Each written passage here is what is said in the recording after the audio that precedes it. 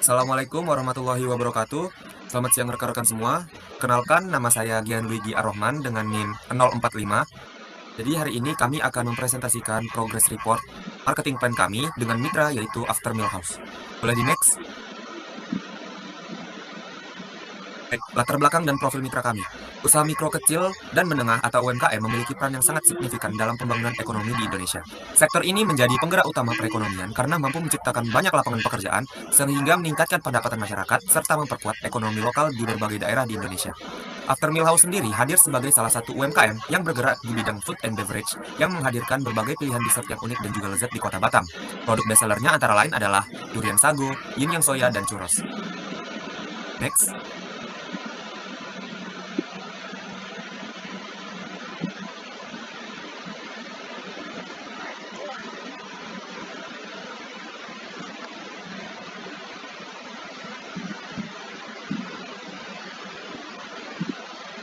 Baik, selanjutnya perkenalkan nama saya Nurul Hidayah Pasaribu dengan NIM 042. Selanjutnya saya akan menjelaskan timeline progres dari pekerjaan PBL kami. Yang pertama itu pada tanggal 17 September kami melakukan pembentukan struktur tim yang dimana ada Gian sebagai ketua kelompok, Naila sebagai sekretaris 1, Nadira sebagai sekretaris 2, Nurul sebagai humas, Rian sebagai tim dokumentasi, dan Doni sebagai tim dokumentasi. Selanjutnya pada tanggal 30 September, kami melakukan diskusi terkait mitra PBL bersama kakak tingkat mahasiswa semester 5 dan menentukan mitra PBL-nya. Kemudian pada tanggal 7 Oktober, terdapat perubahan pada mitra PBL dan kami telah memfikskan mitra PBL kami yaitu After Mill House. Kemudian kami juga membuat profil mitra After Mill House dan juga menyusun jadwal pertemuan dengan mitra yaitu pada tanggal 15 Oktober. Selanjutnya pada tanggal 15 Oktober kami melakukan kunjungan langsung atau visitasi terhadap mitra UMKM kami yaitu After Mill House yang berlokasi di Taman Nagoya Indah, Blok AA nomor 8 Batu Selicin, Kecamatan Lubuk Baja, Batam. Dalam visitasi ini kami melakukan wawancara langsung kepada owner pemilik pada tanggal 15 Oktober kami melakukan kunjungan langsung atau visitasi terhadap mitra UMKM kami yaitu After Mill House yang berlokasi di Taman Nagoya Indah, Blok AA nomor 8, Batu Selicin, Kecamatan Lubuk Baja, Batam. Dalam kunjungan ini kami melakukan wawancara langsung dengan pemilik usaha dan juga kami mencoba beberapa produk dari mitra ini. Next, pada tanggal 26 Oktober kami melakukan riset pasar yaitu kami menyusun kuesioner konsumen dengan menggunakan Google Form yang berisi beberapa pertanyaan terkait persepsi dan kepuasan konsumen terhadap After Mill House. Juga kami menyebarkan kuesioner tersebut secara online melalui grup WhatsApp yang ada. Jadi hasil dari riset pasar ini menunjukkan sebagian besar yang mengisi adalah mahasiswa. Dengan NIM 039, lanjut pada bab 1 ini memiliki pendahuluan yang berisi latar belakang, metodologi penyusunan, serta tujuan penyusunan marketing plan. Pada bagian latar belakang ini memiliki alasan mengapa kami mengambil mitra After Mill House ini sebagai mitra PBL kami. Lalu pada bagian metodologi penyusunan, kami memiliki metodologi penyusunan berbasis CDIO. CDIO sendiri itu singkatan dari konsep, desain, implement, serta operate. Lalu pada tujuan penyusunan marketing plan ini, kami juga berbasis SMART, yaitu specific, measurable, achievable, relevant, dan juga time bound. Boleh di next.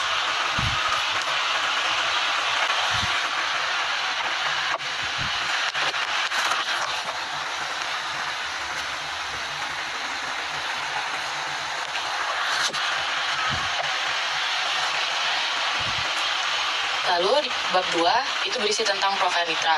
Nah, profil mitra sendiri memiliki berisi tentang identitas mitra seperti nama usaha dan jenis usaha. After Mill House ini sendiri jenis usahanya ini kuliner, cafe dan dessert house. Lalu sejarah berisi tentang sejarah singkat berdirinya usaha After Mill House ini sendiri. Itu berasal dari ide owner yang memiliki keinginan untuk membawa tren menikmati dessert di malam hari seperti yang populer di negara tetangga yaitu Cina dan juga Singapura. Lalu memiliki visi dan misi. Visinya sendiri menjadikan usaha kuliner yang lokal yang dikenal luas karena kualitas rasa dan juga pelayanan yang ramah serta konsep tempat yang unik. Misinya sendiri yaitu menyediakan menu hidangan penutup yang inovatif dan juga berkualitas, menciptakan suasana dan tempat yang nyaman untuk berkumpul dan juga bersantai. Masuk ke struktur organisasi After Mill House sendiri itu memiliki ada owner, manajer operasional, karyawan dapur serta karyawan pelayanan dan juga ada kasir. Lalu ada produk dan juga layanan. Produknya sendiri ini memiliki menu dessert yang diantaranya itu ada durian sago, yin dan yang soya, serta churros. Lalu layanan yang disediakan itu ada dine-in atau makan di tempat, take away, serta pemesanan melalui aplikasi online seperti GoFood dan juga GrabFood. Target pasar dari Aftermeal House sendiri adalah kalangan anak muda, mahasiswa, pekerja, serta keluarga muda yang sedang mencari tempat bersantai dengan suasana yang nyaman. Lalu strategi pemasarannya sendiri ini membuat konten yang menarik, mengadakan promosi diskon, serta bekerja sama dengan influencer lokal untuk meningkatkan jangkauan promosi. Dan yang terakhir, pada bab 2 ini memiliki perkembangan serta tantangan. Aftermeal House ini menunjukkan perkembangan positif berkat menghadirkan keunikan konsep yang baru dan ada di kalangan masyarakat Kota Batam. Strategi promosi digital ini juga aktif dilakukan oleh Aftermeal House sendiri. Situational analysis. Di mana situational analysis ini bertujuan untuk memberikan gambaran secara kasar menyeluruhkan tentang posisi brand ataupun mitra UMKM di pasar saat ini. Pertama, kita akan kepada market research, di mana kita akan menganalisa permasalahan. Walaupun menunjukkan perkembangan positif, sayangnya brand awareness ini masih kurang. Dirasa kurang dikarenakan promosinya ini di media sosial belum terlalu menarik pelanggan. Sehingga kami menentukan beberapa tujuan riset seperti mengukur tingkat brand awareness. Di mana metode riset ini kami gunakan jenis riset kuantitatif survei online. Setelah beberapa survei yang menyediakan beberapa pertanyaan yang telah dijawab oleh para responden, kami mendapatkan beberapa insight. Yang pertama, target pasar sendiri adalah didominasi oleh perempuan, yang dimana didominasi oleh umur kisaran 20 sampai 25 tahun. Lalu para responden dan juga menunjukkan bahwa tingkat harga dan kesesuaian produk ini masih kurang. Walaupun kualitas dan harga yang diberikan sangat sesuai, tapi masih dirasakan bahwa harganya masih terlalu tinggi. Lalu dalam menemukan informasi atau promosi melalui media sosial, kami menemukan bahwa pelanggan kurang dapat menemukan tentang promosi dan hal-hal tersebut. Lalu kita akan menuju kepada marketing outlook, di mana kita akan mempelajari beberapa pengaruh eksternal ataupun lingkungan eksternal yang dapat mempengaruhi kondisi pasar ataupun industri ini. Pertama ada Castle E. Pada politik, ada regulasi pemerintah, kebijakan impor, program pemerintah. Lalu pada bagian ekonomi, ada pertumbuhan ekonomi yang mempengaruhi daya beli masyarakat. Lalu ada kenaikan harga bahan baku. Pada bagian sosial, ada tren dessert Instagramable yang membuat hal ini sangat bagus, dikarenakan membuat penjualan produk meningkat. Kalau ada pengaruh sosial media yang sekarang lagi gencar-gencarnya memproduksikan makanan internasional. Lalu ada tren beraktivitas pada malam hari di Batam yang menunjukkan pertemuan positif akan bidang kuliner. Lalu pada teknologi, ada inovasi teknologi di mana kita bisa memesan dan membayar secara cashless dan hanya duduk pada meja saja dengan meng-scan kode QR. Lalu ada platform digital marketing yang mempercepat promosi. Di lingkungan, ketersediaan bahan baku alami dan praktik pertanian berkelanjutan menjadi faktor yang cukup penting. Lalu ada cuaca ekstrim yang dapat mempengaruhi penjualan produk. Lalu pada legal, ada kepatuhan terhadap standar keamanan pangan dan kebijakan pajak UMKM. Lalu selanjutnya ada Porter 5 Force, di mana kita akan mengukur beberapa hal dengan tingkat ancamannya. Pertama, para saingan ini memiliki tingkat ancaman yang tinggi, pemasok memiliki tingkat ancaman yang rendah, pembeli memiliki tingkat ancaman yang sedang, substitusi memiliki tingkat ancaman yang tinggi, dan pesaing baru memiliki tingkat ancaman yang sedang. Lalu ada SWOT, di mana strength-nya adalah segmentasi pasar yang cocok untuk kalangan remaja, lalu dessert yang sustainable, dan margin keuntungan yang sangat tinggi. Lalu weakness, daya tahan produk yang pendek, harga yang relatif tinggi, dan persaingan di pasar yang lumayan ketat. Opportunities, jadwal operasional yang sangat berbeda dari kompetitor, membuat segmentasi yang baru sehingga dapat menggait customer yang baru dan customer tetap. Lalu treats-nya perubahan pola konsumsi makanan yang sehat tanpa gula, kemunculan pesaing baru dengan ide serupa dan inovasi yang lebih bagus, serta tren konsumen yang berfluktuasi sangat cepat. Sehingga pada Tom Matrix, kita menyediakan solusi-solusinya, yaitu dengan strength untuk menyelesaikan masalah opportunity, strength threat, weakness opportunity, dan weakness threat. Lalu pada bagian terakhir ada versus diamond marketing, di mana kompetitor ini tidak terlalu fasilitas dengan Aftermeal House, tapi beberapa bisa menjadi ancaman, seperti kafe atau restoran yang nama penulis ataupun yang hampir sama, dan membuka jadwal operasional pada malam hari, lalu franchise user besar, serta layanan delivery makanan atau frozen food. Lalu pada customer seperti yang kita ketahui didominasi oleh para remaja yang pada malam hari pengen makan, atau sudah selesai makan tapi pengen makan dessert tapi nggak ada, karena rata-rata udah stable pada pukul 9, sehingga Aftermeal House menyediakan solusi tersebut karena mereka bisa melakukan operasional sampai jam 1 malam. Lalu untuk company adalah Aftermeal House secara singkat adalah UMKM kuliner yang berfokus pada hidangan penutup. Yang keunikan utamanya adalah operasionalnya dari jam 18 sampai ke 1 malam.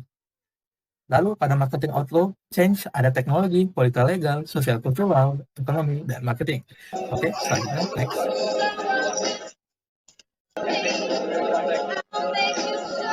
Baik, sebelumnya perkenalkan nama saya Anel Azabra dengan International. Di sini saya akan menjelaskan mengenai marketing architecture strategy. Yang pertama, terdapat poin value proposition canvas atau VPC yang digunakan untuk memahami kebutuhan dan juga keinginan konsumen secara mendalam. Nah, model ini dapat membantu usaha melihat apa yang diharapkan oleh pelanggan serta bagaimana produk dapat memberikan nilai yang relevan. Nah, kemudian pada bagian customer people, nah pelanggan Aftermeal House dapat mencari tempat yang bersantai dengan nyaman, dengan menu dessert yang keren dan juga harga yang sesuai dengan kualitas. Mereka ingin suasana yang estetik, pelayanan yang cepat, serta cita rasa manis yang tidak berlebihan karena terdapat variasi menu. Dan kemudian ada pada bagian value map, Aftermeal House memiliki konsep berupa pengalaman menikmati dessert di malam hari. Nah, menu yang disajikan menggunakan bahan segar, memiliki tampilan menarik, dan juga didukung oleh pelayanan yang ramah. Nah, kemudian yang kedua ada bagian segmentasi pasar. Nah, pada segmentasi pasar Aftermeal House terbagi menjadi beberapa variabel. Yang pertama pada demografis. Pada demografis ini usia konsumen kurang lebih 20-35 tahun yang merupakan mahasiswa, kerja, atau juga keluarga. Nah, kemudian geografis domisili di wilayah Batam, terutama sekitaran Nagoya dan juga Batam Center. Yang ketiga ada psikografis, konsumen yang suka nongkrong di malam hari dan juga menyukai dessert. Kemudian yang terakhir ada behavioral, konsumen yang sering membeli dessert melalui dine-in atau aplikasi delivery. Nah, segmen ini dipilih karena memiliki aktivitas sosial yang tinggi dan juga cenderung mencari tempat yang bisa jadi area bersantai sekaligus juga spot. Kemudian yang poin ketiga yaitu targeting. Nah, target utama Aftermeal House ini adalah anak muda dengan berbagai profesi yang mencari tempat nyaman untuk melepas lelahnya pada malam hari. Nah, karakteristik target pasar ini dinilai yang paling potensial karena memiliki frekuensi yang tinggi dalam mencoba tempat makan yang baru serta aktif pada sosial media. Nah, selain itu juga target sekunder yaitu keluarga yang ingin menghabiskan waktu santai bersama di malam hari dengan suasana yang tenang dan pilihan menu yang bervariasi. Kemudian poin keempat yaitu positioning.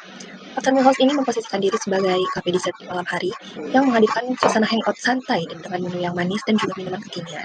Nah, brand ini ingin dikenal sebagai tempat nyaman untuk menikmati dessert setelah makan malam. Nah, fokus utamanya itu tidak hanya pada rasa, tetapi juga pada pengalaman pelanggan melalui desain interiornya, pelayanan, dan juga suasananya. Yang terakhir yaitu STP strategy. STP yaitu segmentation, targeting, positioning.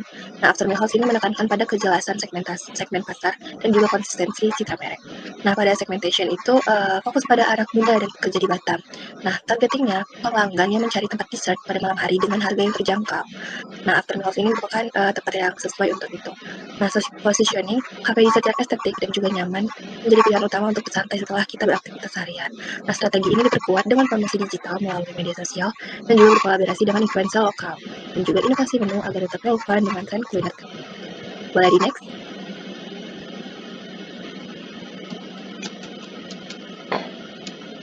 Oke, sebelum itu perkenalkan nama saya Rian Ramadan dan dengan NIM 060 untuk materi selanjutnya yaitu bab 5 Marketing Architecture atau DMS. Untuk yang poin pertama yaitu Differentiation Analysis and UVP. Nah, untuk kolaborasi antara Aftermeal House dengan Mintas memiliki ciri khas yang membedakan mereka dari usaha kuliner lain di Kota Batam. Kolaborasi ini menghadirkan konsep-konsep fine dining yang memadukan menu steak premium dengan aneka dessert manis dalam satu tempat yang nyaman dan estetik. Inovasi tersebut menjadi daya tarik tersendiri karena memberikan pengalaman kuliner yang lengkap. Pelanggan dapat menikmati makanan berat sekaligus hidangan penutup tanpa perlu berpindah tempat.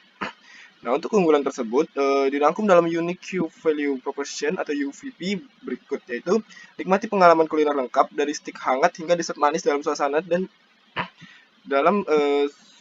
suasana santai dan harga yang bersahabat. Selanjutnya yaitu dengan diferensi ini, Aftermeal kolaborasi antara Aftermeal House X Meat House tidak hanya menjual makanan, tetapi juga menjual experience dan suasana makan yang nyaman, estetika tempat yang menarik, dan cita rasa yang konsisten. Selanjutnya yaitu ada materi yang kedua yaitu Marketing Mix atau 7S Audit and Redesign. Bagian ini menjelaskan hasil analisis dan perancangan ulang strategi bauran pemasaran 7Ps yang digunakan oleh After Millhouse X Meet Us. Analisis ini dilakukan untuk meninjau kondisi lapangan sekaligus memberikan rekomendasi agar strategi pemasaran lebih efektif dan relevan dengan kebutuhan konsumen. Untuk materi yang ketiga yaitu ada sales funnel and draft sales plan. Strategi penjualan After Millhouse X Meet Us dirancang berdasarkan tahapan sales funnel yang menggambarkan perjalanan konsumen dari tahap awareness, interest, decision, action, dan setiap tahap berisi strategi dan aktivitas berbeda agar pelanggan dapat diarahkan secara efektif menuju keputusan pembelian. Untuk draft sales plan After Millhouse X Meet Us yaitu ada target penjualan yang mana meningkatkan volume penjualan sebesar 25% setiap bulannya. Yang kedua yaitu ada channel penjualan yaitu dine-in, marketplace kuliner seperti GrabFood, ShopeeFood, dan pemesanan langsung via WhatsApp. Itu ada aktivitas selanjutnya ada aktivitas utama yaitu promo mingguan atau Happy Horse, dan combo and weekend stick and dessert night. Selanjutnya ada tools yang dapat digunakan yaitu Instagram Ads, TikTok, Canva untuk desain promosi, serta WhatsApp broadcast dan Google Form untuk survei kepuasan pelanggan. Nah, mungkin sekian dari materi yang dapat saya jelaskan. Selanjutnya dijelaskan oleh rekan saya. Untuk rekan saya dipersilakan.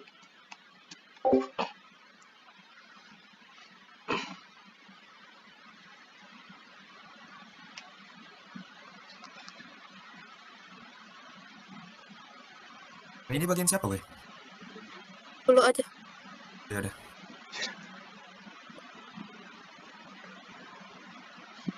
Jadi selanjutnya pada tanggal 7 November tadi kami mengerjakan semua output lanjutan serta merangkum hasil kuesioner yang sudah dijelaskan tadi sama rekan-rekan yang lain. Selanjutnya rencana dan tahapan selanjutnya. Kami melanjutkan pengerjaan output yaitu laporan marketing plan dan juga menyusun marketing plan-nya. Selanjutnya akan dilanjutkan oleh rekan saya. Sabar. Baik, yang terakhir kita masuk pada kesimpulan. Jadi, Project Based Learning atau PBL pada semester ini memiliki output yaitu marketing plan yang bermitra dengan UMKM After Millhouse. Project ini mengharuskan mahasiswa untuk menganalisis dan mengelola suatu bisnis. Laporan yang disajikan guna mengevaluasi efektivitas pelaksanaan strategi pemasaran untuk mengukur tingkat pencapaian sasaran kuantitatif seperti peningkatan jumlah pelanggan dan perluasan jangkauan pasar, sehingga bisa menjadi acuan untuk penyesuaian strategi di masa mendatang. Sekian dari kami yang dapat kami sampaikan. Kurang dan lebihnya kami mohon maaf. Wassalamualaikum warahmatullahi wabarakatuh.